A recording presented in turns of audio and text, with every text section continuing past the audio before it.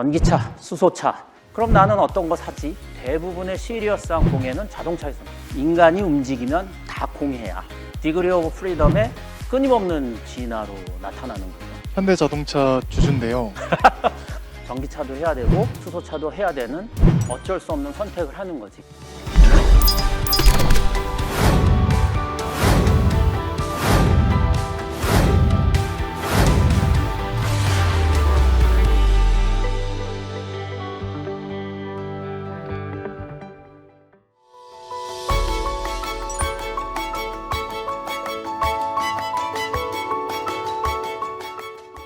네, 학생 여러분 안녕하십니까? 네, 지성학 운영을 맡은 경영학부 강성환 교수입니다. 반갑습니다.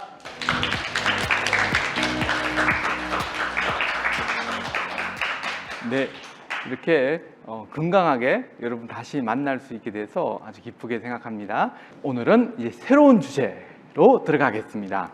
오늘의 새로운 주제는 모빌리티입니다.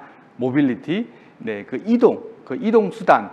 정확하게 말하면 자동차에 대해서 조금 더 포커스를 가진 시간이 되겠습니다. 이번 주와 다음 주 2주에 걸쳐서 모빌리티를 여러분과 함께 공부하겠습니다.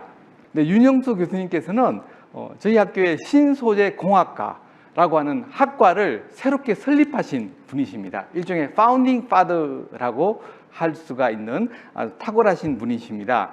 윤 교수님께서는 크게 두 가지의 눈에 띄는 업적을 이루고 계신데, 첫 번째는 키스트라고 하는 굉장히 유명한 연구소가 있죠. 그 키스트에서 근무할 때 고체 전지로 창업을 하시고 그 창업한 그 기술을 GS 칼텍스에 매각을 하신 그런 경력을 가지고 계십니다. 그리고 여러분들이 가지고 있고 저도 가지고 있는 주민등록증 있죠. 그 주민등록증의 위조 방지 기술, 그 패키징 기술을 활용해서 주민등록증의 위조를 불가능하게 매우 어렵게 만드는 그런 위조 방지 기술을 개발하시고 그 적용한, 그래서 우리 실생활에 아주 큰 기여를 해주신 분이 바로 윤영수 교수님이시고, 네, 실제로 저희 학교에서는 연구처장도 역임하셔서 학교 발전에 큰 영향을 미치시고, 또 우리 학교가 연구 실적 면에서 사립대학 8입니다. 네, 지난 실적으로 연구 실적으로 사립대학에서 8번째로 연구 실적이 탁월한 저희 학교로 만들어 주신 기틀을 만드신 분이 제가 볼 때는 윤영수 처장님이 아닌가라고 생각합니다. 네, 뭐 이분의 뛰어난 점은 일일이 말로 다 설명할 수가 없는데, 아마 이 강의를 통해서 이 윤영수 교수님의 창의력과 또 그 개방성 그리고 탁월한 식견 함께 나누어 보는 시간 갖도록 하겠습니다. 그럼 윤영수 교수님을 큰 박수로 환영하겠습니다.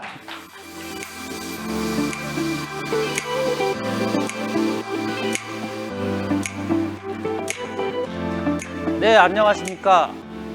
이거 몸둘 바를 모르겠습니다. 이거 어떻게 소개를 이런 식으로 그냥 엄청나게 하는지 몸둘 바를 몰라서 너무 감사합니다. 나름 제가 이 정도 영향력 있는 연구를 할 수 있던 것은 저라기보다는 여기 이제 같이 함께 있는 학생들의 덕이고요.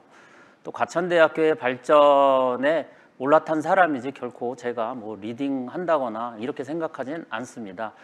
그래서 그런 주역들 앞에서 이런 강의를 할 수 있게 자리를 마련해 주신 관계자 여러분께 진심으로 감사드립니다. 인사치레가 아니고 마음에서 우러나오는 진심입니다. 믿어주십시오. 예, 오늘 제 강의는 전기차 대 수소차입니다. 많이 들어봐서 알 것 같기도 하고, 막상 설명을 해주세요 또는 설명을 해보세요 하면 모르는 게 이놈의 전기차, 수소차가 되겠습니다. 그러면 모빌리티와 이 차가 무슨 관계가 이렇게 있길래 모빌리티라는 우산을 쓰고 그 밑에 전기차, 수소차라는 세부적인 주제가 있느냐, 이것에 대한 답을 미리 드리면, 기본적으로 모빌리티라는 것은 우리 인간의 디그리 오브 프리덤을 높여주는 어떤 것들을 다 포함하고 있다고 저는 해석을 하고 있습니다. 여러 가지들이 있죠. 뭐 예를 들어서 데스크탑 컴퓨터가 진화해서 램탑 노트북이 되고, 그 이후에는 태블릿까지 가고 그 이후에는 손 위의 컴퓨터인 스마트폰까지 갑니다. 이것의 발전사를 보면 사실은 기술적인 시각도 있지만 디그리 오브 프리덤의 끊임없는 진화로 나타나는 거죠. 또 헤드폰도 보시면 이따만 헤드폰에서 요만한 헤드폰, 그러다가 이제 와이어링 이어폰, 이제는 블루투스로 하는 무선 이어폰까지 갔죠. 전부 다 이런 것들이 모빌리티에 해당됩니다. 따라서 전기차, 수소차는 그 어느 것보다도 인간의 그 디그리 오브 프리덤을 높여주는 툴이기 때문에 아마 원하든 원치 않든 이것에 대한 관심은 굉장히 많을 거로 보고 있고요. 또 기술적으로, 다만 기술적으로 어렵다 생각하기에 쉽게 접근하지 못하고 있지만 사실은 그렇게 어려운 것은 아닙니다. 여러분들이 뭐 TV를 보는데 TV를 어떻게 만들고 그 안에 뭐 트랜지스터가 어떻게 움직이고 이거 알 필요 없듯이 전기차, 수소차 다 세세한 기술 내용은 알 수 없고, 그럼 나는 어떤 거 사지? 이렇게 결정만 해주시면 됩니다. 그러면 그런 판단의 기준에 조금이나마 도움이 될 수 있도록 이 전기차와 수소차를 비전문가를 대상으로 해서 한번 재밌게 얘기를 해보도록 하겠습니다. 전기차하고 수소차 하면 일반적으로 이런 질문들이 많이 나와요. 뭐 환경적이지 않냐, 뭐 이런 것. 그런데 결론적으로 말씀을 드리면요, 인간이 움직이면 다 공해야.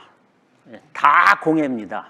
다만 그 양상이 다르고 그 양이 다를 뿐인 거죠. 한번 보시면 우리가 실제로 목재를 사용하던 시절에는 우리가 그다지 공해를 걱정하지 않았습니다. 사실 목재에서 엄청나게 많은 그 불연소 가스들이 나오고 해로운 가스들이 많이 나오는데도 아무도 걱정을 안 했죠. 결국은 양의 문제라는 거죠.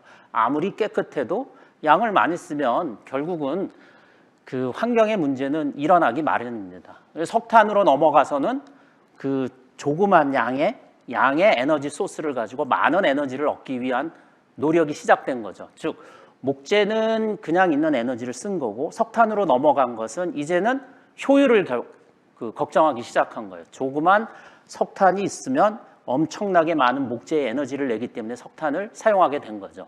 결국은 많이 쓰니까 저것도 공해의 문제가 되는 거죠. 그 다음에 화석연료 넘어가서 뭐 이제 휘발유도 나오고 뭐 경유도 나오고 뭐 많이 나옵니다. 그리고 원자력도 나오고 하는데 현재는 화석연료와 원자력의 단계입니다.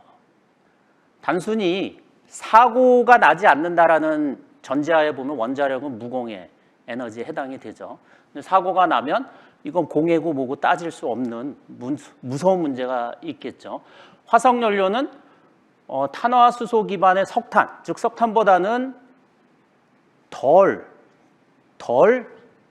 공해 물질을 배출하고 있습니다. 그 이유는 연소율이 높기 때문이에요. 똑같은 에너지를, 예를 들어서 석탄을 써서 1kW를 썼다. 그리고 휘발유를 써서 1kW를 쓴다. 비슷한 양의 카본 관련된 공해 물질이 배출되는 거예요. 다만 효율이 높기 때문에 1kW를 얻기 위해서 휘발유는 조금 덜 태워도 되는 거고 석탄은 많이 태운다라는 관점이지, 석탄이 나쁘고 휘발유가 좀 더 좋고 이런 개념은 절대 아니에요. 많이 쓰니까 문제지. 지금 자동차도 마찬가지죠. 이제 내연기관이라고 일컬어지는 휘발유 자동차, 디젤 자동차, 이거 다 많이 쓰기 때문에 문제인 거예요. 조금 쓰면 그 정도 공해는 다 자정 능력으로 해결이 되죠. 근데 어찌됐건 간에 인간의 디그리 오브 프리덤은 그에 대한 요구는 한없이 증가하기 때문에 이제 많이 쓰더라도 공해가 적은 거로 갈 수밖에 없는 선택을 해야 되는 시기가 바로 지금에 온 것이죠. 그래서 공해 관점에서 수소차냐 전기차냐 이런 말이 많이 나오기 시작합니다. 한번 보시면 이 내연기관 자동차는 최초로 뭐 1879년에 뭐 이행정이라고 해서 소위 말해서 그 엔진 속에서 두 개가 폭발을 하는 거예요. 180도마다 쉽게 말해서 180도씩 그 회전을 담당하는 거예요. 여러분들이 어렸을 때, 부모님들이 어렸을 때 보면 재봉틀 있죠? 재봉틀 발로 쿡쿡 누르면 아래로 눌러주는데 이쪽에선 재봉틀이 돌아가는 거. 그게 바로 내연기관의 원리가 되는 거죠. 그래서 이때 1879년에 이와 같이 그 휘발유 같은 것을 태워서 가는 내연기관이 나왔고, 그 다음에 1888년쯤에 처음으로 전기자동차가 나와요. 깜짝 놀랐죠. 전기 자동차 하면 지금 맞아 첨단 기술이고 저쩌고 같은데 이미 1888년에 나오고 이때 이미 그 전기 자동차는 내연기관 자동차를 넘어서기 시작해요. 왜냐하면 이때 내연기관보다는 전기 자동차가 훨씬 성능이 좋았어요. 전기로 가니까 소리도 덜하고 이것은 엔진이기 때문에 물리적인 움직임이 존재하기 때문에 진동도 있고 또 얘는 효율도 떨어지기 때문에 매연 냄새도 많이 나고 얘는 그런 거 없어. 거기다가 속도도 빠르지 않아도 돼. 왜 빠르지 않아도 됐냐면 그때는 포장도로가 없어. 그러니까 포장도로가 없으니까 빨리 가야 된다라는 것이 소비자의 선택의 기준이 될 수가 없었죠. 그러니까 천천히 가도 돼. 그러니까 천천히 가도 되는 두 애가 누가 조금 더 가니 하고 서로 도토리 키재기 했는데 전기차가 조금 더 가. 조금 더 가네. 그래서 전기차가 계속 앞서고 그래서 전기차는 당대에는 여성들이 더 선호를 했어요. 남성들보다. 왜냐하면 차분하게 조용하게 이렇게 가는 거죠. 이렇게. 자, 그런데 문제는 이렇게 시작이 됐지만 결국 내연기관 자동차가 독식을 하기 시작을 해요. 자, 한번 보시죠. 그 1990년 이후 뭐 전기 자동차가 재등장하게 되는 이유가 뭐냐면 내연기관에 의해서 발생된 공해의 양이 드디어 그린하우스 이펙트라는 것을 가져오고 그것을 사람들이 인지를 하기 시작한 거예요. 그 전에는 환경이라는 거와 자동차는 전혀 무관했기 때문에 오로지 기술에 의해서만 자동차가 선택이 됐던 거예요. 그러니까 즉 1990년 이후부터는 자동차가 기술에 의해서 선택되는 물건이 아니라 다른 기준이 등장하기 시작하는데 그건 좀 이따 말씀드리고 1990년 이전에는 자동차는 무조건 기술에 의한 기준으로 판단돼서 살 것이냐 말 것이냐가 결정이 됐던 거예요. 그때는 공해구 이런 게 필요 없었으니까. 한번 보시죠. 최근에 전기차 회사들이 이렇게 있다는 거 여러분들 잘 알고 계시죠? 자, 이제 아주 쉽게 설명을 하면 전기 자동차는 차 안에 전기를 집어넣고 그 전기를 써서 모터를 움직이는 거. 수소차는 엄밀하게 따지면 수소 전기차예요. 수소를 집어넣고 그 차 안에 소규모 발전소가 있어서 그 발전소에서 전기를 만들고 그 전기로 모터를 돌리는 거예요. 즉 전기가 존재한다라는 관점에서 보면 그 뒤로는 다 똑같아요. 그런데 수소차는 기존의 내연기관차처럼 연료 탱크가 존재를 해. 전기차는 연료 탱크가 없어요. 우리가 아는 배터리라는 것만 존재를 하게 되죠. 그럼 이것이 우리가 수소차를 살 것이냐 전기차를 살 것이냐를 결정하는 기준을 제공을 해줄 것인데, 자, 문제는 여기 전기 저기 수소, 오늘날의 전기와 수소는 참 깨끗하다고 생각을 하지만 실제는 깨끗하지가 않습니다. 오늘날의 여러분들이 사용하는 전기는 참으로 더러운 에너지지. 여러분들이 사용하는 수소도 참으로 더러운 에너지예요. 그냥 그것만 보면 깨끗한 거야. 쉽게 말씀드리면 우리가 집에서 배추 한 포기를 샀어. 그래서 겉에 지저분한 걸 막 띄고 속에 있는 알맹이 배추, 알배추만 딱 갖다 놔. 그럼 얼마나 먹음직하고 깨끗해 보여. 그런데 옆에 수많은 뭐 이런 쓰레기 같은 것들이 남아있는 거죠. 오늘날의 전기나 수소는 다 그래요. 기본적인 출발점이 여기 전기는, 자, 내연기관은 휘발유를 태워서 움직이는 건데 여기 전기차에 들어가는 것은 휘발유를 태워서 그것을 전기로 만들었을 뿐이고, 여기 수소는 휘발유를 크래킹한다고 그래요. 이렇게 뽀개면 카본계는, 탄소는 빠져나가고 수소만 남겨놓고 그 수소를 가져다 쓰는 거야. 그러니까 그 오리진, 소스는 둘 다 똑같이 땅속에서 있는 화석연료라는 것이죠.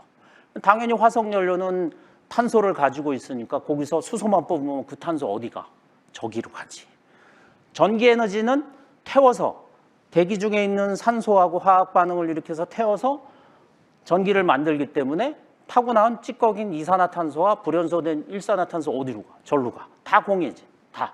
그래서 근본적으로 전기차냐 수소차냐를 내가 사겠다고 할 때 그것이 친환경이라서 사겠다라고 하는 것은 오늘 이후로 접어두세요. 저게 친환경이니까 내가 전기차를 사면 나는 환경에 뭐 공헌을 해. 수소차를 사면 내가 환경에 공헌을 해. 그거 다 뻥이야. 별로 안 좋으니까 그건 아니고요. 자, 그러면 한번 보시죠. 우선 수소차하고 전기차를 비교해 보면 자, 친환경성이라고 썼어요. 이것은 최종 단계에서만 보면 그러는 거예요. 중간 단계는 다 숨어 있는 거야. 우리 지금 이 강의실, 지성학 강의실 얼마나 깨끗해요. 이걸 보고 우와 여기 깨끗해 이렇게 하고 말하는 거하고 똑같아. 여기 저런 방음벽 가공하고 이런 스크린 가공하기 위해서 얼마나 많은 폐기물이 나왔겠어. 그렇죠? 똑같다니까. 전기차만 보고서 와 깨끗해. 그게 아니야. 그럼 전기차가 우리 손에 들어오기 전에 얼마나 많은 공해 물질을 배출했나 이걸 봐야 되는 거야. 이거를. 그러면 사실은 친환경성이라는 관점은 성립이 될 수가 없어요. 지금 단계에선. 그러니까 친환경성은 사실은 이제 여러분들 기준에서 빼라고 하는 거죠. 그럼 이제 우리가 선택해야 될 게 남았어요. 주행거리가 남았어요. 주행거리. 전기차는 저 정도, 수소차는 저 정도. 그럼 이런 말을 하겠지. 그럼 전기차에 배터리 많이 넣고 항속거리 늘리면 되지. 물론 비전문가는 그렇게 얘기할 수 있어요. 그런데 전기차가 안에다 배터리 많이 집어넣으면 많이 넣은 만큼 충전 더 해야 되잖아. 그거 어떻게 견뎌? 지금도 한참 걸리는데. 여러분들이 모르고 있는 사실 중에 하나가 요즘 새로 짓는 충전소를 가면은 저속 충전기, 그러니까 노멀한 충전기와 고속 충전기가 있어요. 두 가지가. 고속 충전할 때 전기료가 더 비싸. 그런 거 몰랐죠? 그냥 전기료 얼마 낸다 이렇게 생각했지. 고속 충전기에서 충전하면 비싸. 빨리 충전한다고 그래서. 저속 충전기에서 하면 좀 싸. 그러면은 어떡하겠어? 다 저속으로 몰리지. 고속으로 누가 가? 벌써 경제적인 가치가 툭툭 떨어지는데. 근데 이것은 기술적인 문제예요. 고속으로 충전하면 예를 들어서 우리가 내연기관차를 고속으로 120km 달릴 때하고 100km로 달릴 때 보면 120이 휘발유가 많이 들거든. 그것은 전공 용어로 여기 화공생명도 있지만 연력학적인 관점에서 보면 그렇게 될 수밖에 없어요. 그럼 고속 충전하면은 더 많은 전기가 들어가지만 효율은 떨어지게 돼 있어. 손실이 된다고. 그러니 판매자 입장에서 비싸게 받을 수밖에 없지. 이런 모든 여러분들이 언론지상에서 보는 전기차의 코스트는 다 저속 충전이에요. 고속 충전으로 이 가격을 맞출 수가 없어. 자, 그리고 그러면 배터리를 더 넣어. 그럼 충전 시간 길어지지. 그리고 배터리가 겁나게 무거워요. 예를 들어서 배터리의 핵심 소재인 리튬은 가볍지만 그 반대편에 있는 놈은 중금속이 들어가요. 걔는 엄청나게 무겁다고. 그래서 실제로 동일한 사이즈의 전기차를 만들면 내연기관 차에 비해서 1.5에서 2배가 돼요. 여기 행정학과가 있지만 예를 들어서 전기차가 다 일반화가 됐어. 그리고 서울시에 러시아가 왔어. 성수대교에 그 차가 다 올라갔어. 그러면 지금보다 2배의 무게가 차가 깔려 있는 거야. 그거 어떻게 할 거야? 그럼 대한민국 한강 딸이 어떻게 할 거야? 이런 얘기 아무 데서도 안 해. 그러면 2배가 올라갔는데 그걸 그대로 보고 있을 거냐? 이런 얘기가 나와야 되는 거지. 지금 단계에선. 그러니까 많이 집어넣으면 좋을 것 같지만 많이 집어넣으면 너무 걸리는 데가 많어. 얼마 전에 차승원 나온 싱크홀이라도 나오면 어떻게 그냥 푹 들어가지. 뭐 이런 식이지. 그러니까 기존의 법령을 위배받지 않으면서 상품성도 있게 하는 게 저 정도가 된 거야. 저 정도. 그런데 문제는 또 저거리도 또 뭐가 문제냐면 배터리 수명을 과연 저기서 최적화시킬 수 있냐 이거지. 조금만 달리고 충전하고 조금만 달리고 충전하면 훨씬 더 배터리를 오래 쓸 수가 있어요. 근데 저렇게 하면 조금 수명이 떨어지지. 그러면 법 쪽에서 그러면은 워런티 할 수 있는 기간을 배터리는 10년으로 할 거냐, 7년으로 할 거냐, 5년으로 할 거냐 저게 바뀌거든. 그러니까 저게 절대값이 아니라 하나의 이그젬플이라고 보면 돼요. 그런데 수소는 600km 이상이야. 실제로 내연기관을 몰면서 우리가 휘발유나 디젤에 걱정을 하지 않는 이유는 공식적으로 우리가 탱크에다가 연료를 풀로 채웠을 때 약 700에서 800km를 간다라는 것을 기준 설계로 하고 있어요. 그러면 운전자 습관에 의해서 빨리도 가고 늦게도 가고 에어컨도 틀고 전기도 틀고 하니까 약 400에서 500을 만족하거든. 전기자동차 350에서 400을 해서 불특정 다수가 운전한다고 가정하면 저기서 40%는 뚝 떨어져. 나는 400km로 갈지 몰라도 내 옆에 있는 사람은 200km로 가. 그러면 그건 200으로 봐야 되는 거지 400으로 보면 큰일 나요. 왜냐하면 그 사람도 소비자니까. 자, 그다음에 충전 시간은 보면 급속 2, 30분. 빠르다고 써놓은 건데 뭐 요즘엔 더 빨라졌지만 저거로 가면 이제 전기가 비싸지고 배터리 수명 줄고 안 좋은 건 다 나타나요. 가격 오르고 수명 줄고. 근데 이제 연료전지 같은 경우는 일반 기름 휘발유 넣는 것처럼 휘얼링을 하니까 크게 문제가 안 돼요. 저 정도는 뭐 충분히 기다려주지 이렇게 하면서 뭐 이렇게 카드 뭐 보고 뭐 이렇게 하는 시간이 되니까 문제가 안 돼. 유지비는 당연히 현재 전기차가 좋아 보이지. 별로 많지 않기 때문에 그 차 소유주에게 특혜를 줄 수가 있어요. 이것 좀 해, 친환경이야 하고 특혜를 줄 수가 있어. 그런데 예를 들어서 많은 사람이 저걸 다 산다고 생각을 해봐. 저 특혜 줄 수 없거든. 그럼 얼마가 갈지 모르는 거지. 그러니까 저것도 믿으면 안 돼. 그렇지만 연료전지는 특혜를 준다 하더라도 저 정도밖에 안 돼. 아직은 비싸요. 비싼 이유가 저긴 백금이 들어가. 백금이 들어가는데 그것은 기술적으로 해결을 하려고 노력을 하고 있어요. 그런데 다만 배터리는 현재 상태에서 기술적으로 해결을 하려고 해도 여기까지 와 있어. 기술이. 와 있다고요. 그러니까는 어떤 기술이 진화를 하기 시작하는데 쭉 해서 진화를 해. 그런데 이 진화의 끝에는 한계가 있어. 그것은 재료학적으로 계산을 해낼 수가 있어. 그러니까 지금 우리가 사용하는 배터리와 다른 개념의 배터리가 나오지 않으면 더 이상 갈 수가 없어. 더 이상 갈 수 있는 방법은 위험을 감수하면 돼. 불나도 나는 클레임 안 해. 타다가 깨져도 난 클레임 안 해. 지구의 환경을 위해서. 뭐 다 75억 인구가 여기에 동참하면 되지. 누가 그러겠어. 내 차에서 당장 배터리가 1년 쓰고 고장나면 그 누가 친환경이니까 나는 1년 뒤에 비싼 배터리 내 돈으로 교체해. 그런 거 없잖아요. 그래서 배터리는 그런 한계가 있어요. 올 때까지 다 온 거야. 다. 여기서 더 쥐어짜면 학생들 잘하는 말. 마른 걸레 짝이야. 여기는 아직은 좀 더 짜도 돼. 더 짜도 돼요. 연료전지는. 충전소 설치비는 1억 원이냐 30억 원이냐 이게 중요한 게 아니지. 저건 어차피 인프라기 때문에 한번 설치를 해두게 되면 결국은 그 인프라로부터 롱텀으로 그 인프라의 비용을 빼면 되는데 예를 들어서 최근에 새로 짓는 아파트 같은 것들을 봐요. 뭐 한 2,000세대 정도 되면은 고속하고 저속 충전기를 한 200대 배치한단 말이야. 널널해요, 지금은. 그런데 2,000세대가 모조리 다 전기차로 바꿨다고 생각을 해봐. 그 200대 어떡할 거야? 그 2,000대가 올 때 2,000대만 오나? 요즘 한 1.5배니까 한 3,000대가 오는데 3,000대가 충전을 할 수가 없어. 본질적인 문제야. 근데 수소차는 아파트 단지에서 충전을 할 수가 없어요. 탱크가 있어야 되고 이러니까 기존의 유틸리티를 이용하면 되는데 돈을 저렇게 들여서라도 문제는 그 근처에 사는 주민들이 찬성을 할 거냐라는 또 법적인 문제가 드러나. 그러니까 그런 문제의 관점에서 충전소 설치비를 비교한다는 건 또 넌센스야. 넌센스란 말이죠. 최대 출력 200마력 150 이건 중요하지 않아. 자동차에서 중요한 건 토크가 중요해. 토크는 전기로 가는 모터는 내연기관보다 무조건 좋아요. 예를 들어서 사이드 브레이크를 꽉 잡고 내연기관의 엑셀러레이터를 계속 밟으면 엔진이 꺼져. 그거는 토크가 제한이 돼 있어요. 근데 전기 모터를 맥시멈으로 올리면 거기에 있는 기어가 고장나는 한이 있어도 얘는 죽질 않아. 전기가 들어가는 이상. 토크는 엄청나게 크거든. 그래서 마력은 최고 속도를 의미하기 때문에 별 의미가 없어요. 저것도. 그 다음에 가격.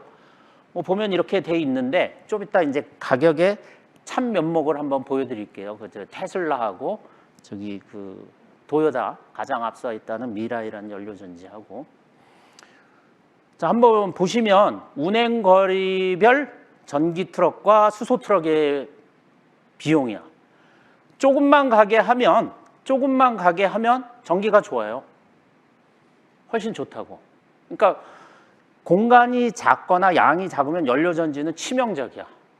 왜냐하면 연료로 사용하는 수소 또는 수소계 어떠한 물질, 뭐 예를 들어서 알코올이 될 수가 있어요. 뭐 에탄올이 될 수도 있고 에탄올이 될 수도 있는데 그놈이 상대적으로 기본 공간을 차지하고 있어요.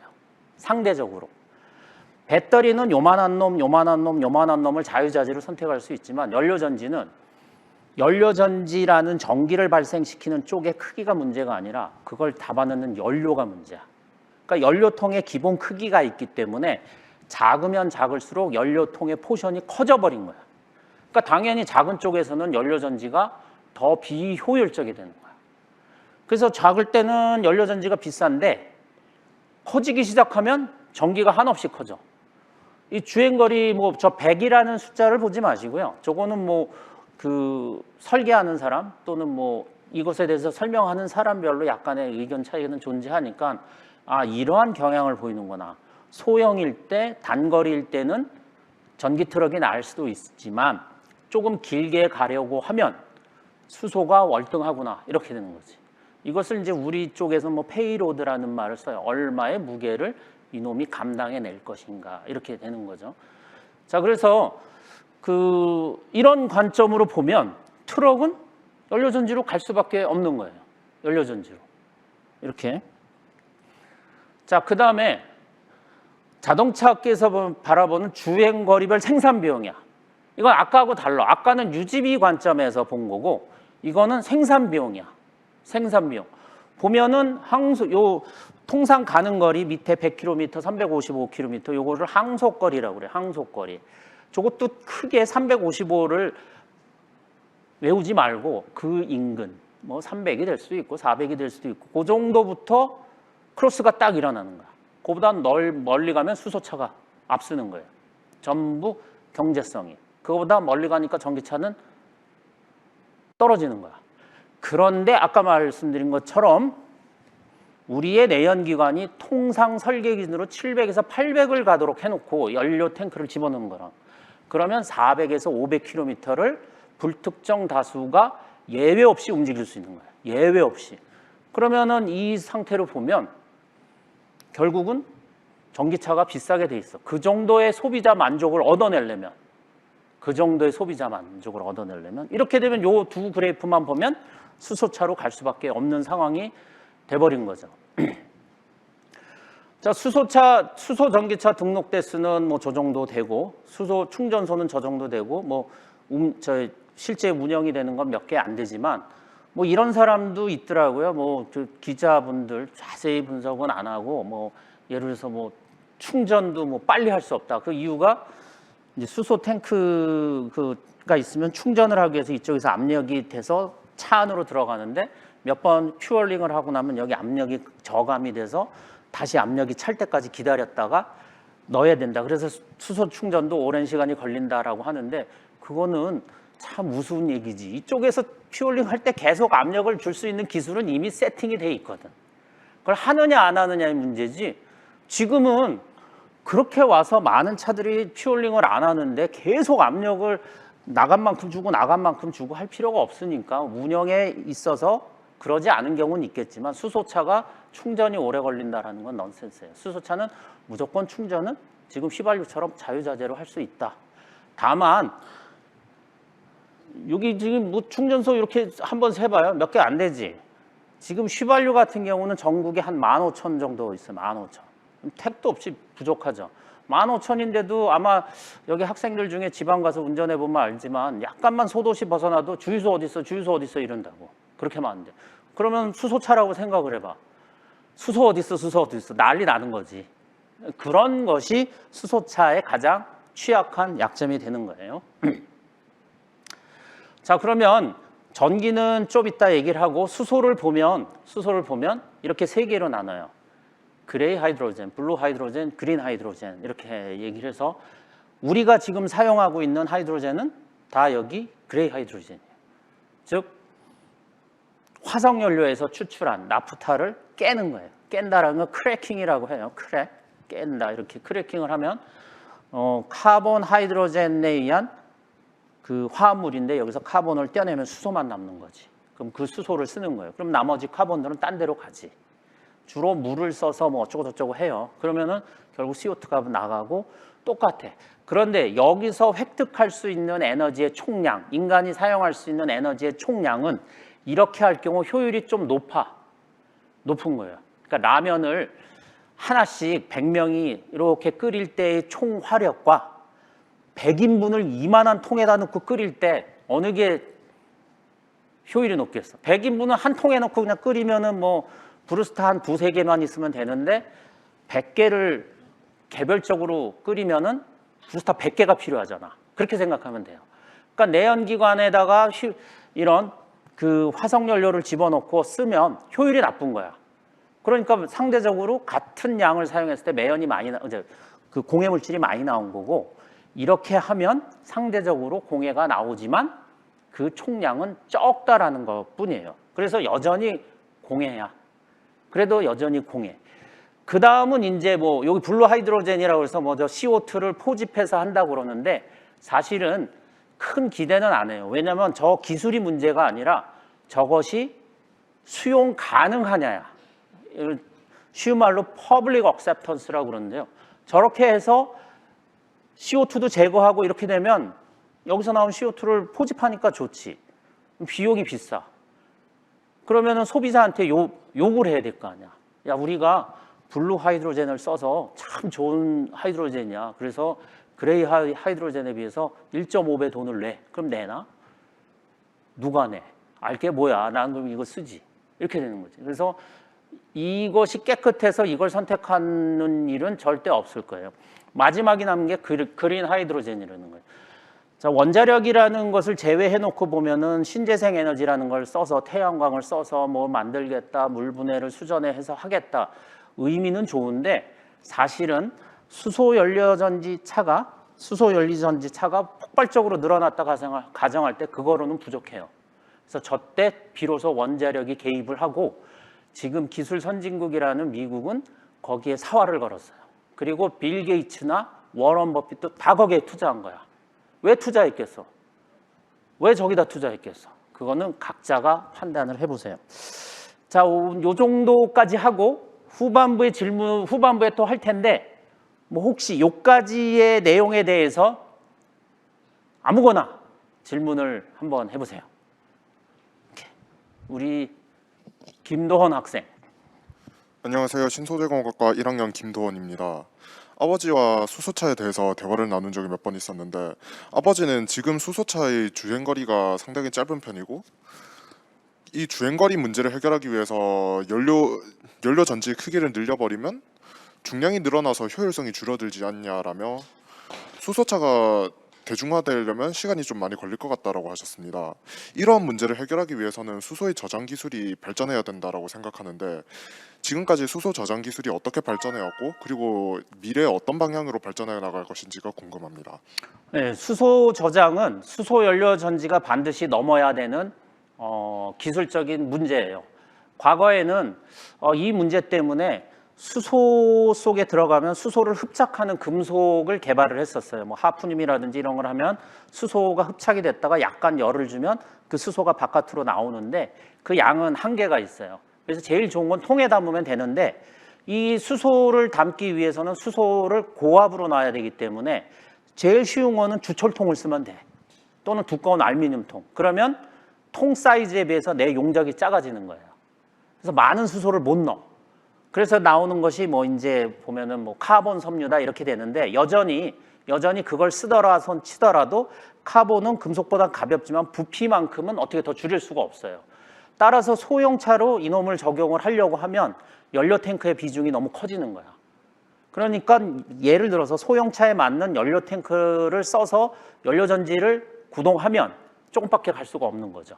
그런데 큰 트럭 같은 것에서는 이 연료 탱크의 사이즈가 별다른 이슈가 될 수가 없어요. 거기다 수소를 많이 집어넣게 되면 큰 트럭 같은 경우는 엄청나게 긴 항속거리를 가질 수가 있죠. 대신 큰 트럭을 움직이기 위해서 거기다 배터리를 집어넣는다. 그러면 배터리 무게를 감당할 수가 없어요, 트럭이. 그래서 사이즈별로 아버님이 말씀하신 건 소형차에서는 맞는 말씀이고 중형을 넘어 대형차로 가기 시작하면 약간 조금 더 보시면 좋을 것 같아요, 자료를. 네. 차현석. 네, 박과 차현석입니다. 제가 현대자동차 주주인데요. 좋은 주식 가지고 계시네. 그래서 많이 수혜를 받았다고 할 수 있을 것 같습니다. 근데 그 수혜를 받은 뉴스가 현대차가 전기랑 수소차 관련해서 좀 더 사업의 영역을 확장하겠다라는 뉴스였거든요. 근데 거기서 좀 더 구체적으로 들어가 보면 수소 자동차 기술은 트럭이나 뭐 화물 물류에 접목을 시키고 전기차는 저희가 이제 활용하는 승용차에 접목을 시킨다라는 뉴스였는데 이렇게 승용차에는 전기차 기술을 사용하고 이제 화물차 같은 경우에는 수소차 기술을 활용하는 그 구체적인 이유가 뭔지 궁금합니다. 아까 이제 간단히 말씀드린 것처럼 우선은 이 두 가지 동력원의 특징을 이해해야 돼요. 2차 전지는 고밀도 상태로 만드는 것이 좋고 연료 전지는 저밀도 상태로 볼륨을 크게 만드는 것이 좋아요. 그러니까 승용차가 작아지면 볼륨이 커야 유리한 연료 전지 입장에서 너무 안 좋은 거야. 왜냐하면 연료 전지가 대부분을 차지하기 때문에. 그런데 배터리는 고밀도화 시키는 것이 더 바람직하기 때문에 많은 양을 고밀도화하면 부피는 줄일 수가 있는 거야. 그래서 배터리 차를 보면, 전기 자동차를 보면 무게당으로 안 나오고 부피당 얼마의 출력 이렇게 나오는 게 대부분이야. 연료 전지는 무게당 얼마 이렇게 나오는 거고 약간씩 시각이 다른, 자기가 잘하는 강점으로. 여하튼 연료 전지는 부피를 많이 차지하기 때문에 큰 쪽으로, 배터리는 부피보다는 무게를 많이 차지하고 부피는 작을 수 있으니까 소형차. 그렇지만 커지게 되면 무게를 숨길 수가 없으니까 큰 차에 들어가면 배터리는 적합하지가 않게 돼요. 그러면은 또 계속 하겠습니다. 그래서 궁극적으로 그린 하이드로젠으로 가야 되고요. 실제 여러분들이 이제 조금 전에 현대자동차 주식에 관심이 있다고 했으니까 그 미국에서 최근에 저거하고 관련돼서 벤처들이 몇 개 있어요. 한번 저 실명을 댈 수는 없으니까 찾아보고 투자할 만한지를 한번 보도록 하세요. 그리고 그 회사들이 궁극의 고을을 어디로 놓고 있는지 보면 될 거 아니야. 그치? 자, 그럼 이제 수소에너지, 화석에너지 이걸 쫙 보면 이제 질문했던 것이 이미 상당수 이 뒷부분에 나와 있는데, 자, 보면 여기 환경오염에 대한 국제사회의 제한, 장거리 주행 시, 즉 환경오염은 있을 수 있지만 현재의 로직은 가장 적은 공해를 유발해라라는 뜻이야. 이것을 타서 공해를 없애자라는 것은 아직은 경제적 관점에서 한계가 있어요. 완전히 없앨 수도 있어.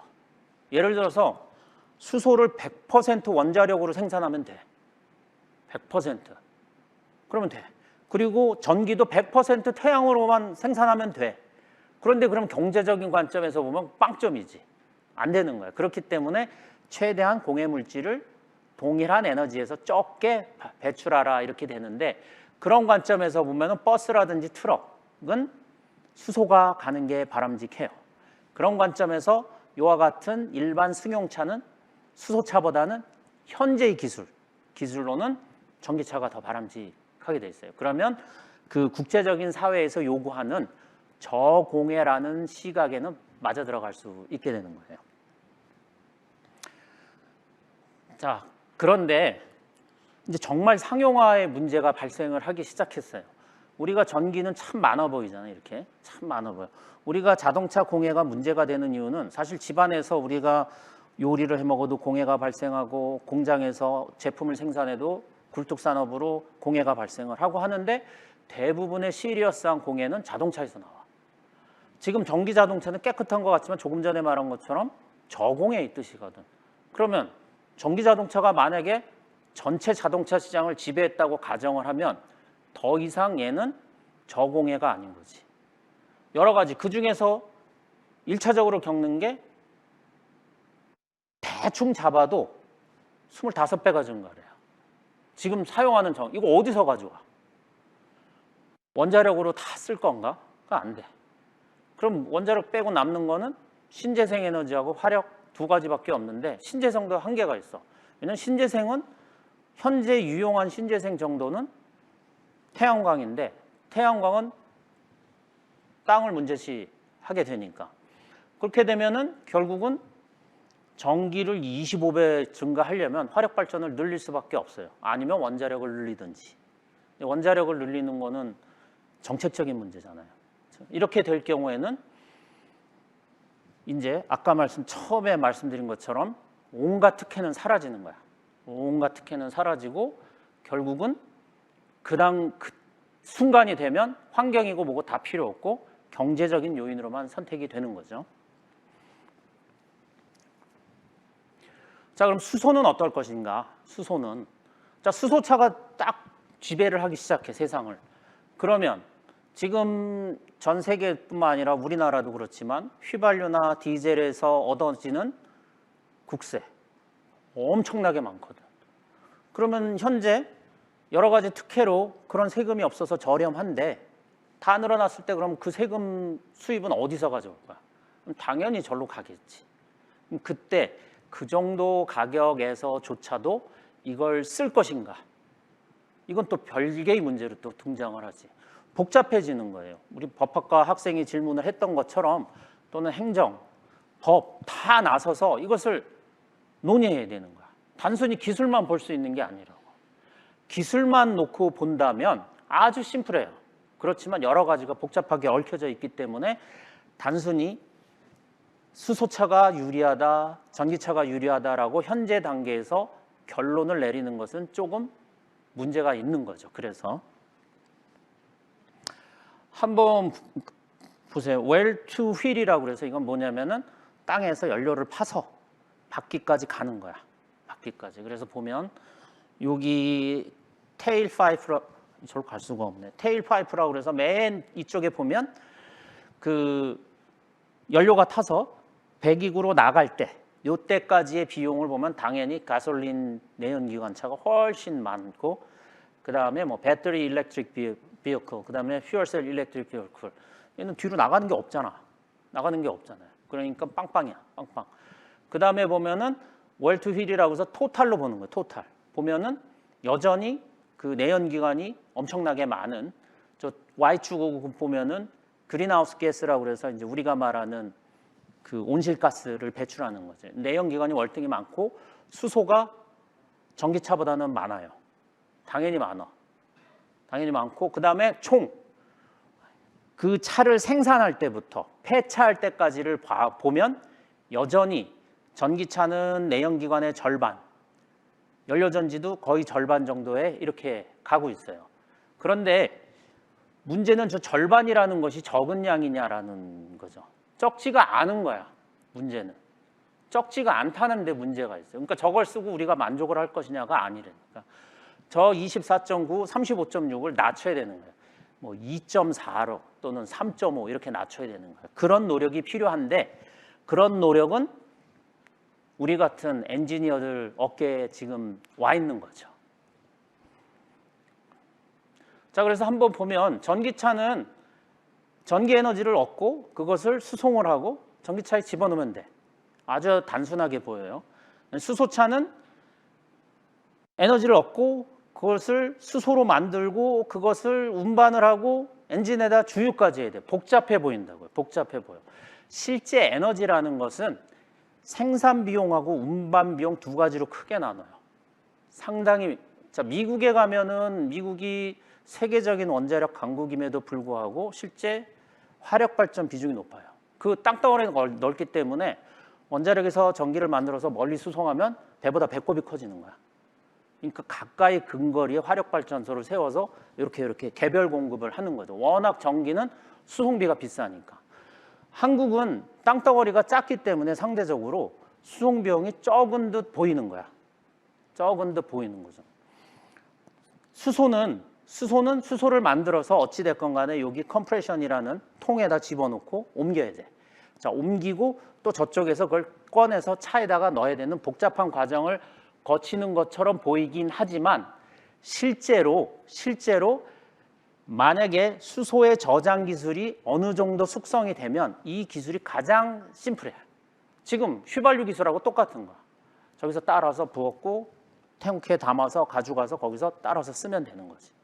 이 관점이죠. 여하튼 이와 같은 상황인데 현재의 기술로는 저 끝에 보면 전기는 오버올 에피션시 레이트가 70에서 90을 간다는 거고 연료전지는 약 25에서 35밖에 안 가는 거야.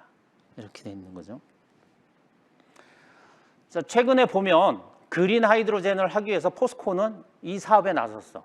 이 사업이 나왔는데 이게 이제 문재인 정부 때 이런 걸 많이 했는데 약간 원자력에 대해서 부정적인 시각이 조금 팽배했었기 때문에 뭐 정치하는 사람이 진짜 부정적이었냐 아니었냐 이런 건 따질 필요가 없어요. 기술적으로 여하튼 그 시절에는 저런 그 소위 말하는 신재생 에너지를 써서 수소를 생산해 보고자 하는 노력이 많았어요.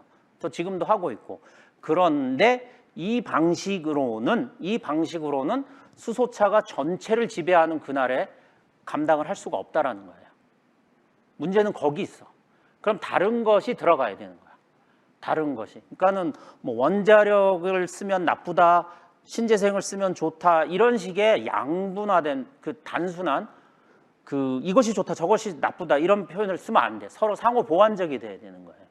여러분들 제일 쉽게 이해하는 방법이 여러분들 밥을 막 먹거나 설탕을 먹으면 지금 당장 움직이는 에너지가 나와서 움직인단 말이에요. 이것을 발전의 개념으로 보면은 화력이나 수력 발전이야. 그런데 아무것도 안 먹고 가만히 있어도 우리 심장은 뛰어야 되고 체온은 유지돼야 되고 하는 이 기초 대사량, 이 기초 대사량을 담당하는 게 원자력 발전이에요. 즉 원자력은 여러분들이 끝단에서 사용하는 이런 전력 공급을 쓰는 목적으로 하는 것이 아니라 기본적으로 최소한 이 사회가 움직이기 위해서 필요한 전력을 공급하는 역할을 지금 하고 있는 거야. 근데 현재 이 역할로는 수소를 생산하기가 좀 버거워요. 그래서 그 양을 조금 늘리게 되면 그린 수소라는 걸 만들 수는 있어요. 근데 그거는 기술적인 문제라기보다는 법적인 문제 같아요. 그걸 어떻게 풀어갈 것인가. 우리가 그런 원자력의 위험을 감수하고라도 그렇게 해서 수소를 생산할 것이냐. 이거는 퍼블릭 억셉턴스가 반드시 쫓아와야 되는 거예요. 우리 같은 기술 개발하는 사람들은 됩니다라고 얘기는 하지만 비전문가들이 볼 때 그것이 허용 가능하냐, 수용 가능하냐 이거는 또 별개의 문제가 되는 거죠. 자, 그래서 여러분들이 어떤 차를 구입하겠냐 해서 보면 자, 이건 테슬라 모델 3이에요. 그리고 저건 미라이. 그런데 보면은 커브 웨이트라고 해서 전자장비나 이런 게 다 들어가 있을 때 무게를 말하는 거예요. 미라이가 연료전지차가 훨씬 무거워 보이는데 약간 달라요. 요 모델 3는 아반떼 사이즈야. 그리고 요 미라이는 소나타 사이즈야. 소나타. 가격을 한번 보세요. 아반떼라는 거가 저기 스타팅 프라이스가 46,000, 47,000불. 소나타는 49,000불이에요. 현재. 여기에 백금은 엄청 지금은 백금을 저감한 연료전지가 들어간 게 아니라 고전적인 의미의 백금이 왕창 들어가 있어. 이것이 상용화가 되면 지구상에 있는 백금을 다 끄집어냈어도 연료전지 자동차를 다 만들 수가 없어요. 모자라 지구상에 있는 백금이. 여하튼 그 정도로 많이 들어간 백금을 사용하고 있는 차례도 소나타급인데 가격 차이가 얼마 안 나. 옵션 조금 더 넣으면 이쪽이 더 비싸. 그럼 경제성은 이미 차 가격 관점에서 경제성은 이미 결론이 나 있고 얘는 작기 때문에 정부 보조금도 많은 거야. 커지면 어떻게 돼? 정부 보조금이 법으로 줄었죠 이제. 그럼 더 비싸지는 거야. 더 비싸져. 항속거리도 보면 얘는 272마일이야. 272마일. 쟤는 402마일. 저 402마일이라는 것은 아까 말씀드린 것처럼 6, 700으로 이미 가 있어. 얘는 한 300에서 400 사이야. 최대한 소형으로 잡았기 때문에 이게 조금 더 커지면 더 줄겠죠. 200마일로 뚝 떨어지겠지. 실제는 300마일은 넘어야 돼. 충전은 보면 일반적으로 최적화하는 충전 시간은 저렇게 길어요. 8.5시간. 뭐 빨리 한다고 해서 2-3시간. 2-3시간을 저희 아파트에 보면은 이제 방송이 나오죠. 전기차 충전소에 충전 다 된 자는 빼주세요. 뭐 이런 다음 차가 기다리고 있습니다. 뭐 계속 이 방송이 나오는 거예요. 그런데 어떻게 그 충전되길 기다렸다가 이렇게 하겠어요? 그러니까 사실은 전기차가 한 대 있으면 쉽게 말해서 충전기가 거의 한 대 정도가 필요하다는 거예요. 그러니까 아까 1억이라고 썼지만 실제 한 대당 1억이 들어가는 거로 보면 돼요. 연료전지는 30억이라고 그랬지만 거기서 수많은 연료전지차가 퓨얼링을 할 수 있는 거야. 그러니까 그런 여기 1억이 더 싸네? 30억이 비싸네? 이렇게 단순 비교를 하면 안 된다는 거죠. 자, 이렇게 보면 자, 수소차는 5분이면은 약 5.6km 퓨얼을 다 채워요. 5.6km는 저 정도 항속거리를 하기 위해서 가져야 될 수소의 총량이에요. 수소의 실질적인 무게야. 연료 탱크의 무게는 저기서 빠지고 수소의 무게만 저렇게 되는 거예요. 그러면은 자, 이거로만 놓고 보면 당연히 사람은 소나타를 사겠지. 비슷한 가격이요. 당연히 항속거리 긴 걸 사겠지. 당연히 짧은 충전 시간을 갖는 수소차를 사게 돼 있어요. 당연히 이렇게 돼 있다. 그렇지만 현재의 기술의 완성도를 보면 전기차가 훨씬 높아요. 불행히도 수소차보다는. 수소차는 굉장히 고도의 기술이 필요해. 왜냐하면 전기차는 배터리에 충전을 해. 그리고 거기에 있는 전기를 뽑아 쓰면 돼.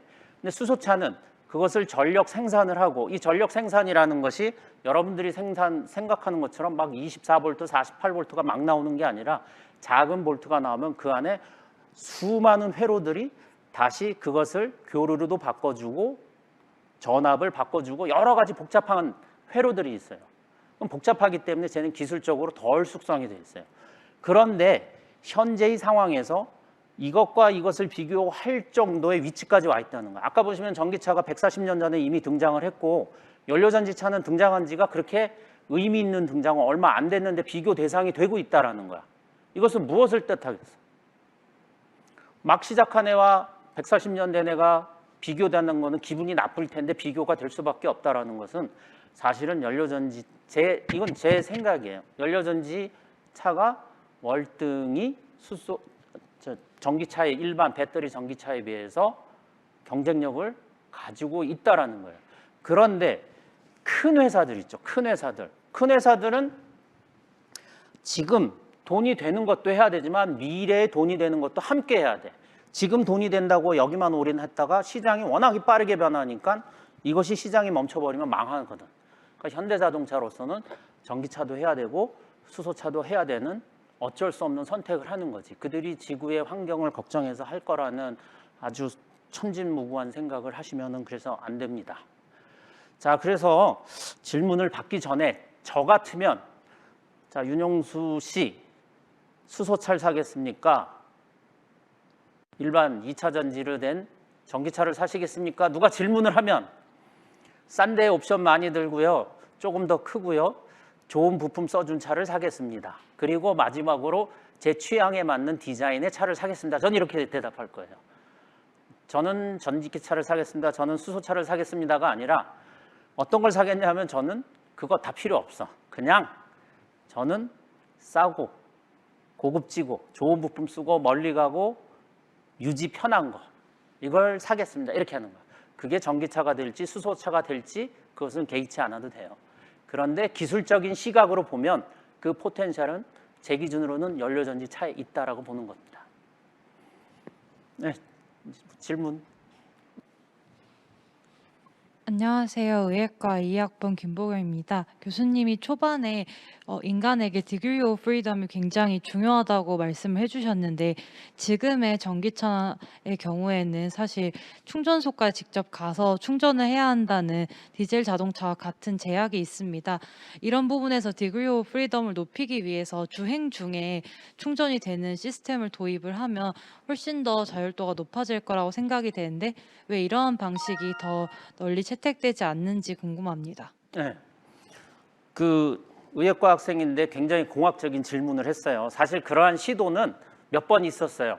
대표적인 게 예를 들어서 태양광 발전을 할 경우에 가장 효율이 좋은 건 우주에서 발전을 하면 돼요. 우주에서 발전을 해서 전기줄을 할 수가 없잖아. 그럼 거기서 고주파로 만들어서 아래로 쏘는 거예요. 그럼 그 지상에는 안테나가 있어서 거기서 그것을 받아서 전력으로 다시 바꿔서 전력을 하려고 하는데 예를 들어서 그 정도 에너지를 쏘는데 그걸로 비행기가 지나갔다. 그럼 이제 끝나는 거죠.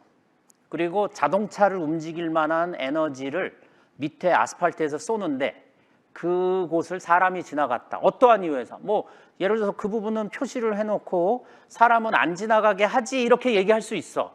그런데 사람이라는 것이 항상 예측 불가능하고 불특정 다수가 존재하는 거예요. 어떤 행위를 할지 모르는 거야. 그렇기 때문에 그 상황이 됐을 때 사람이 지나갔다. 이렇게 되는 거죠. 물론 안전장치를 두면 되겠지. 그 비용을 누가 감당할 거야? 아무도 감당할 수가 없죠. 또 예를 들어서 그걸 했는데 고장이 났어. 그거 고장에 대한 책임은 누가 가지냐고. 예를 들어서 뭐 앰뷸런스가 가는데 그 방식으로 그게 고장이 나서 앰뷸런스가 가다 서 그럼 누구 책임 소재로 할 거야? 엄청나게 많은 이와 같이 인간에게 너무나 많은 혜택을 주는 것들은 상대적으로 너무나 많은 법 규정과 그 여러 가지 복잡한 상황이 얽혀 있어요. 그래서 시스템을 단순하게 가져가야 돼. 그냥 전기는 네가 책임지고 충전해. 연료는 네가 책임지고 넣어. 이렇게 되는 거야. 그래서 그와 같은 방식은 불가능한 건 아니에요, 기술적으로. 그렇지만 퍼블릭 억셉턴스에서는 문제가 생기는 거죠.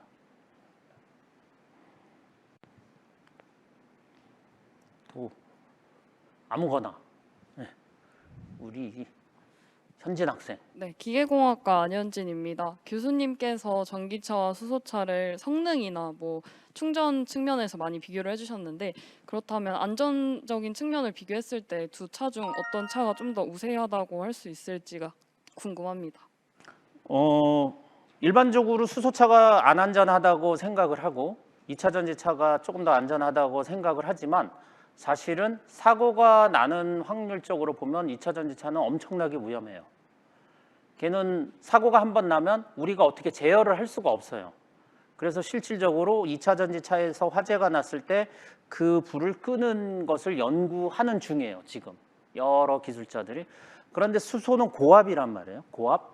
잘 아시겠지만 유전에서 불이 나면 거기다가 폭탄을 던져서 순간적으로 산소를 소멸시켜서 그 불을 꺼버리거든요. 수소가 고압으로 있는 상태에서 화재가 나서 이게 터졌다.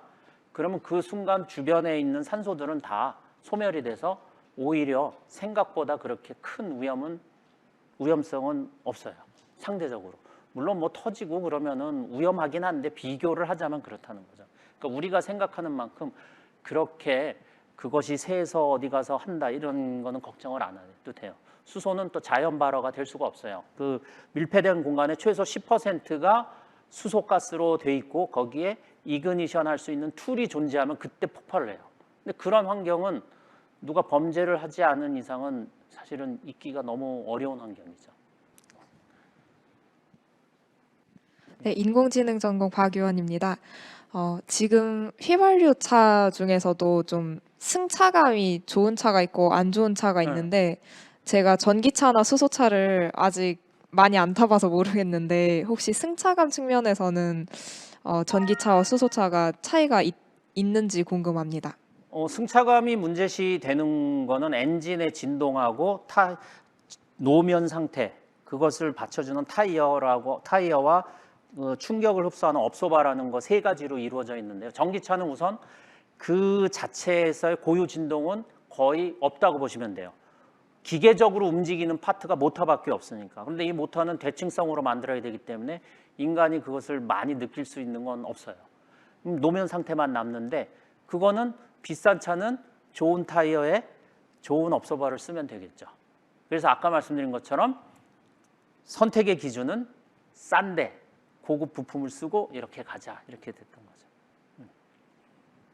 오케이. 우리 배서영 학생. 안녕하세요. 응용통계학과 2학년 배서영입니다.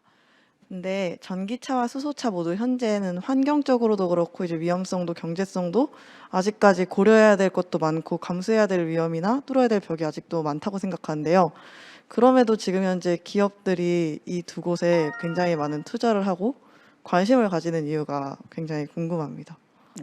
두 가지 이유가 있어요. 첫 번째는 그것은 올 거기 때문에 그 시대는 올 거기 때문에 그것이 내일이냐 모레냐의 문제지 그것은 반드시 올 수밖에 없어요. 또 하나는 기업 이미지가 있죠. 예를 들어서 지금 우리나라에 그 한 3번 망하고 다시 회생을 하려고 하는 쌍용 자동차 같은 경우는 쉽게 전기 자동차로 갈 수가 없어. 그러면 일반 대중은 어떻게 느끼냐면 아, 기술이 조금 덜한 회사구나 이렇게 느끼는 거지. 그런데 현대자동차 같은 경우 전기차도 해, 수소차도 해. 이렇게 되면 저 회사는 굉장히 기술지향적인 회사네 이렇게 느끼는 거지.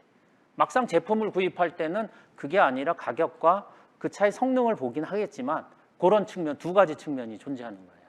그래서 포기를 할 수가 없는 거예요. 안녕하세요. 의료경영학과 김주엽이라고 합니다.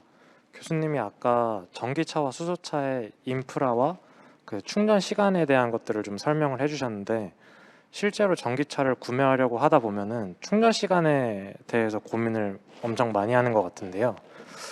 급속 충전으로 한다고 해도 제가 알기로는 1시간 아니면 뭐 30분 뭐 이렇게 되고 뭐 집밥을 먹인다고 그 느린 충전 속도로 이렇게 충전을 하면은 뭐 3-4시간 이렇게 걸릴 수도 있을 것 같은데 그거는 지금 기술의 한계점에 도달을 한 건지 아니면 어떻게 해결 가능한 영역인지가 좀 궁금합니다. 기술의 한계성은 전혀 없어요. 그건 재료의 한계성이에요. 아까 그래서 그 점진적인 증가라는 것에 한계가 온 것이 지금 현재 우리가 사용하고 있는 전지 물질은 그게 자기의 본성이에요. 그러니까 거기서 개의 본성을 넘어선 어떤 기술을 거기다 집어넣으면, 예를 들어서 충전 속도를 1분으로 한다 할 수 있어요. 그러면 개는 더 이상 그 성능을 발휘 못하는 거야. 이것은 기술의 문제가 아니라 그 재료의 문제인 거예요. 그래서 예를 들어서 여러분들이 뭐 기업 실명은 하진 않을게요. 어떤 회사들이 지금 뭐 전지를 가지고 막 선전을 하고 난리를 치고 있는데 그 회사에서 현재 기술로 그 재료를 써서 아무리 개발을 해도 지금 우리 주엽 학생이 질문한 그 문제는 풀 수가 없어. 그것은 기술의 문제가 아니라 재료의 문제야. 청양고추 아니고 오이고추 먹으면 오이고추가 청양고추보다 맵지 않지. 그거는 개의 문제잖아. 이런 거지. 지금 현재 2차 전지는 그렇게밖에 충전을 할 수 없는 물질이에요. 그래서 그것이 아닌 새로운 것이 등장해야 돼. 최초의 전기차는 리튬 전지를 쓰지 않아서 어느 정도 지나서 사그라들었는데 리튬 전지가 1991년에 소니에서 상용화가 되면서 폭발적으로 기술 발전, 말이 기술 발전이지 최적화가 돼서 그것이 드디어 자동차에 들어간 것뿐이야. 그 이외의 기술은 다 내연기관에서 온 거야. 라디오 기술, 뭐 통신 기술 이런 건 다 내연기관 차에 붙어 있던 거지. 배터리만 바뀐 거지. 그런데 지금 사용하는 배터리를 바꾸지 않고서는 말하는 수분 내에 충전을 하고 충분한 워런티를 보장하고 충분한 안전을 보장하는 건 불가능해요. 그건 재료의 문제야. 그거를 명확히 알아야 돼요. 아무리 기술 개발한다고 해도 이것은 그 재료 자체가 문제인데 어떻게 해? 그러니까 함부로 그런 회사 좋다고 이렇게 주식을 팍팍 사고 그러면은 큰일 날 수도 있겠죠. 예. 우리 채팅으로 질문하는데 전기차나 수소차로 전환이 됐을 때 환경오염 개선에 얼마나 영향을 미칠 수 있을지 굉장히 좋은 질문이에요. 현재의 그 상황에서 모조리 다 전기차나 수소차로 바뀌었다고 가정을 하면 공해는 막을 수가 없어요. 공해의 수준만 줄여줄 뿐이야. 그런데 아까 말씀드린 것처럼 정말 진정한 그린 수소가 나오고 우리가 법적으로 또는 퍼블릭 억셉턴스상 원자력이라든지 이런 것을 효율적으로 이용하는 날이 온다면, 아니면은 핵융합이 상용화가 된다면 그때는 환경오염이 엄청나게 줄어들죠. 비로소 그때 줄 수 있어요. 현재에 나오는 제품의 수소차와 전기차로는 큰 기대를 하지 않으셔야 됩니다. 약간 줄 뿐이에요. 네, 그 제한된 시간상 요 정도까지밖에 못하는 게 참 안타까워요. 그 타과생이라 그래도 제가 신소제공학과에서 강의하는 거를 선택으로 한번 들어보세요. 그러면은 이런 강의를 해요. 유리는 왜 투명한가? 뭐 예를 들어서 아지랭이와 천체만환경의 공통점은 무엇인가? 뭐 그리고 여성들이 좋아하는 파카 글라스라고 하는 크리스탈 글라스는 왜 이렇게 광택이 날까? 이런 거를 설명을 해주는 수업이 있어요. 그 속에서 여러분들이 하나하나 재료의 기본을 이해해 나갈 수 있을 텐데 그때 제가 전기차나 수소차에 대해서 재미있게 다시 더 많이 알려드릴게요. 그리고 그것을 듣고 단순히 재미를 느끼라는 것이 아니라 그 속에서 저희 같은 엔지니어가 낼 수 없었던 어떠한 새로운 아이디어를 내주기를 저는 바라고 있습니다. 더 이상 한국 여러분들 학생이 손재주가 좋아서 뭘 잘 외워서 무엇을 잘 만드는 사람이 아니라 자유로워서 생각의 폭이 넓어져서 정말 차별화되고 독특한 아이디어를 내는 학생으로 커주길 바라고 제 수업이 그런 거에 조금이나마 도움이 됐으면 하고 이 말씀을 드렸습니다. 오늘 강의는 여기까지 마치도록 하겠습니다.